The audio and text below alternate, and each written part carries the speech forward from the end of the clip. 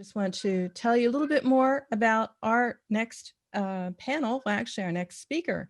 And very exciting because it's a superstar session. That tells you everything, right? Sustainable social growth on instant games. And before we get into this, which will be a presentation that will provide some guidance around efficient sharing flows, smart monetization tactics, I just want to set the stage again a little bit. So we have Olha Musachenko, and I didn't have the pleasure of meeting her, so I'm hoping I did that name right. We'll find out in a moment. A little bit more about her. She has a long track record, and I was checking some very interesting tangents along the way. She was an apps and games product specialist at Google, a biz dev manager for the European Parliament, and very recently got a license in film directing from the London Film Academy. So it's going to be exciting and hopefully also a great opportunity to, as I said, tweet live, which is what I'm doing. Again, let me give you that hashtag. It is hashtag PGC Digital, and I'll give it over to Olha. Hi, Peggy. Hello. Great Hi. to have you, and I'm excited to hear this. I'm just going to get off the screen and start live tweeting. Do your thing. Great. Thank you. Well, thanks, first of all, for the great intro. I think it was a great, interesting discussion before, so I hope not to bore you down, but do the exact opposite with my talk. So I'll start at this point by saying that, as Peggy mentioned, we are going to speak about sustainable social growth on instant games. And before jumping right into the presentation, I wanted to introduce myself. As Peggy mentioned already a couple of facts about me, but I will talk about my current position. And currently, I'm a strategic partner manager in Facebook Gaming Partnerships team based in London, and I'm taking care of instant games in EMEA. So for those who are familiar with instant games platform specifics, and not, instant games is a platform for HTML5 games that are playable across Facebook and Messenger, and that have social experience in the core. If you're curious to play some of the games, I mentioned some examples. So, for example, Go Bots is a game by us two with a great focus on UX and sharing flows. Or you can also check Monopoly Sudoku game by Cool Games, which is an example of how a historically famous gaming title can evolve on the platform. As I mentioned already, we are going to speak about sustainable social growth, and to keep it structured, we are going to divide it into three key parts. We will start with elaborating a bit more how to create shareable moments within the game, then touch monetization of the games, and finish up with the measurement solutions that the platform offers today. So let's kick it off with a social growth recipe. When it comes to social growth recipe, there are a couple of milestones every developer should keep in mind. I would say the first thing important to keep in mind is to make sure you plan for meaningful content within the game that would bring value for players in terms of sharing. The second thing is make sure to design a smooth and frictionless sharing user experience and a clearly designed call to action. And lastly, when it comes to viral social growth, retention is crucial. So for every developer, it's important to answer a fundamental question of why would players come back to your game 2, 7, and 28 days later. So when designing the game, make sure to create a constant, clear reason for players to come back. An example of it can be a game actually done by Zone Mob Game Studio that divides the game into clear milestones and rewards player with a clear call to action at each of this milestone, so that a player also has a clear reason to come back and claim the rewards.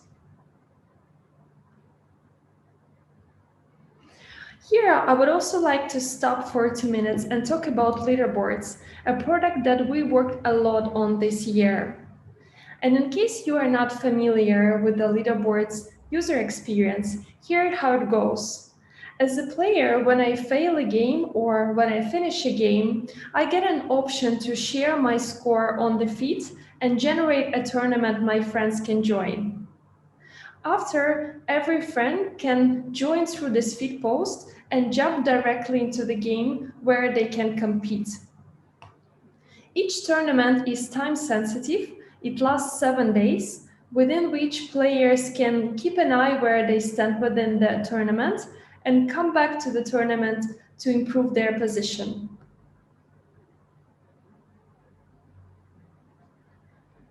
The reason why I'm mentioning leaderboards here is because it matches all attributes of the social growth recipe I've been talking about in the beginning. Leaderboards provide frequent and personalized content to share with friends. On the slide, you can see a tournament, a leaderboard I generated myself as a player in the game Water Slide by Capjoy. Leaderboards also provide additional engagement by driving friendly competition between the players. And lastly, we already talked a bit about how important retention is. So leaderboards can make a great impact on the retention by providing a time-sensitive reason for players to come back, as each tournament lasts only 7 days.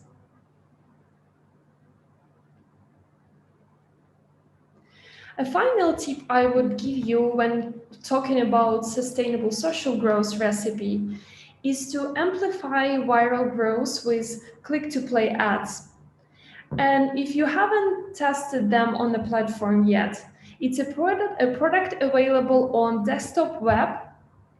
You can also use app event optimization and value optimization when creating campaigns. And you can integrate automatic app ads, a product recently launched by Facebook. On example on a slide, you can see how developer called Lotum in a game Word Blitz uses click-to-play ads to attract new players. And as a player, by clicking on tap to play, I would be directed directly into the instant game. So we've touched social growth recipe, we've touched user acquisition, and now it's time to elaborate a bit more on monetization, a really important part of work for every developer. So I'll start this section by providing a piece of data that shows the efficiency of every monetization model game can test. As you see, hybrid monetization model using both ads and purchases wins the game. The same tip can be given on instant games. When planning your instant game monetization, make sure to test a hybrid monetization model, including both ads and purchases.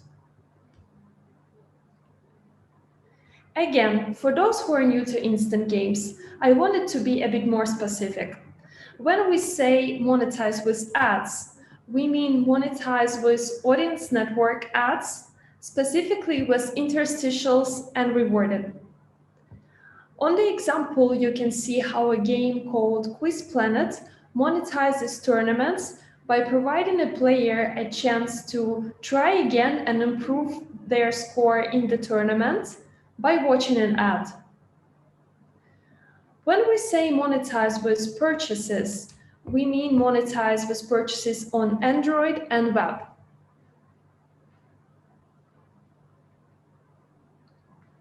When speaking about monetization on instant games, it's also worth mentioning minimum performance standards. It's a policy we kicked in this summer to reward quality games. The policy sets up a benchmark of 3,000 monthly active players playing at least for 30 minutes. Each game is given 60 days to be assessed, and in case game doesn't match the benchmark, it also given 45 days to make game improvement. What's important to keep in mind is before the game matches the benchmark, interstitials in the game are not activated. But once the standards are matched, both interstitials and rewarded ads should work as expected.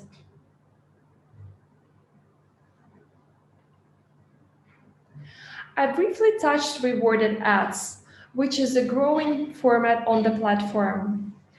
So when optimizing rewarded ads within your game, it's useful to test different types of rewards to make sure you're achieving the highest fill rate possible.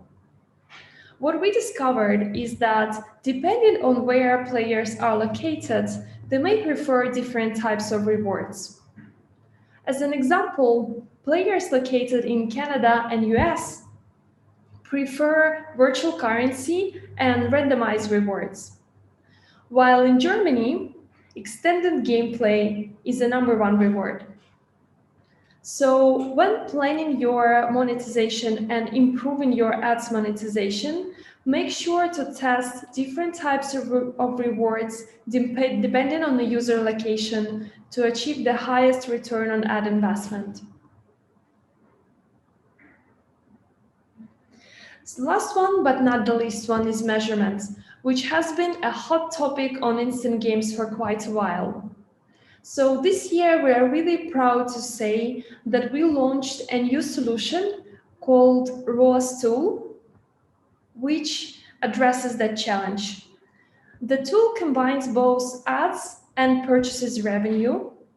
It also includes automatic calculations for LTV and attributing K-factor, meaning viral growth, to LTV automatically. The tool doesn't provide any additional integrations, and it's completely free. If you are already with instant games, you can go ahead to your developer's dashboard and test the tool right after my talk. As you see on the screen, this is a screenshot from developer's dashboard. The tool is still in beta, so we keep on improving it. However, it's already a huge step forward for instant games.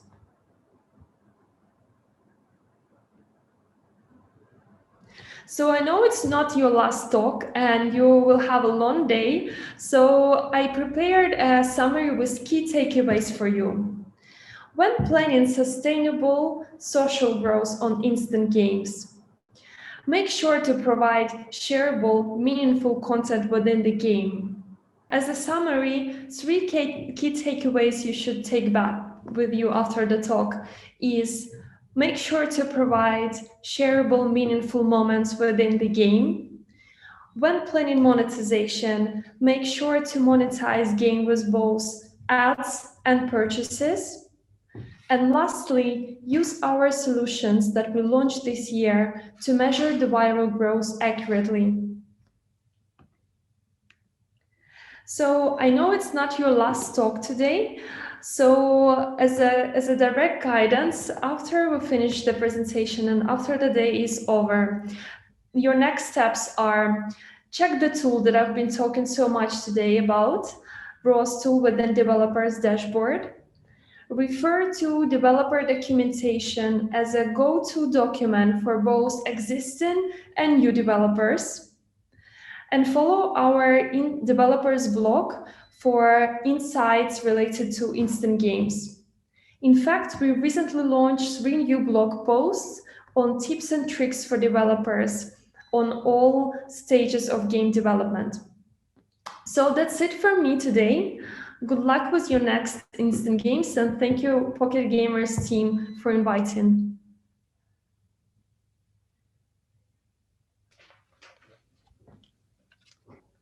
Little trick we do that I disappear, but I'm actually really here. It's like being in stealth mode. Olha, thank you so much. I mean, I was tweeting, but maybe it went a bit quickly and I also didn't get a chance to repeat it. That blog is a really important tip. So if you did want to just repeat it one more time. because I've been seeing in social that people are like, what was that blog? So yes, what is that blog? Where can they get those tips? Maybe you just want to get back to that for just a moment. Yeah, definitely. So it's developers blog There we and go. uh, Whoops. I second saw it. FBGG developers. fb.gg/developers. There we go. I almost memorized it. It's that simple. Well, thank you so much. And thank everyone for, of course, tuning in, staying through with us. And if you want to out there, I mean, we are moving along. We have a great lineup here. And I want to just thank you for sharing.